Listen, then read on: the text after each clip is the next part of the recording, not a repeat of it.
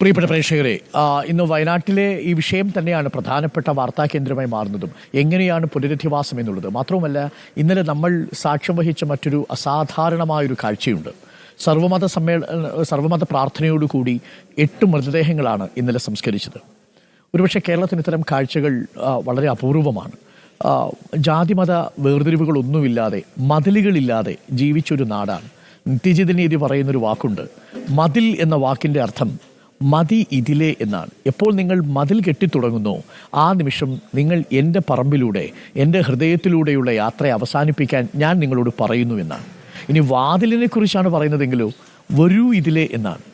വാതിലുകൾ ധാരാളമുള്ള, മതിലുകൾ തീരെയില്ലാത്തൊരു ലോകമായിരുന്നു വയനാട്ടിലേത്.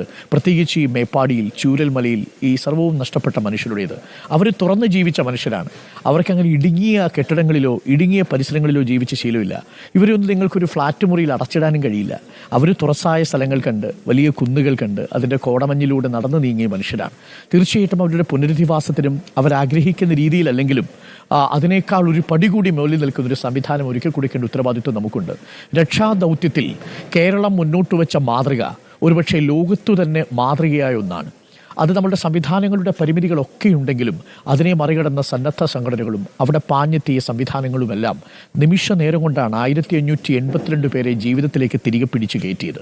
അത് ഒരു പക്ഷേ ഇങ്ങനൊരു സാഹചര്യത്തിൽ അതീവ ദുഷ്കരമായ രക്ഷാപ്രവർത്തനത്തിൽ ആർമി പോലും ഏറെ ടഫസ്റ്റ് ആയിട്ടുള്ള റെസ്ക്യൂ ഓപ്പറേഷൻ എന്നാണ് ഇന്നലെ എന്നോട് പറഞ്ഞത്.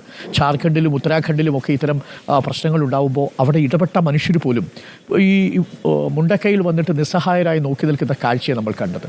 പക്ഷേ എപ്പോഴും ആർമിയുടെയും നമ്മുടെ വോളണ്ടിയർമാരുടെയും നമ്മളുടെ കേരള റെസ്ക്യൂ മിഷൻ്റെയും ഒക്കെ സഹായത്തോടു കൂടി നമ്മൾ അവരെ തിരികെ പിടിച്ചു. അത് ലോകത്തിനൊരു പുതിയ സ്റ്റാൻഡേർഡ്, ഒരു പുതിയ മാതൃക മുന്നോട്ട് വയ്ക്കുന്നുണ്ട് രക്ഷാദൗത്യത്തിൽ. ഇനി നമുക്ക് വേണ്ടത് പുനരധിവാസത്തിൻ്റെ കാര്യത്തിലും സമാനമായൊരു മാതൃകയാണ്. അതിനാണ് നമ്മളെല്ലാവരും ഒരുമിച്ച് നിൽക്കുന്നത്. തീർച്ചയായും അതുതന്നെയാണ് ഇന്നത്തെ പ്രധാനപ്പെട്ട വാർത്താ കേന്ദ്രം.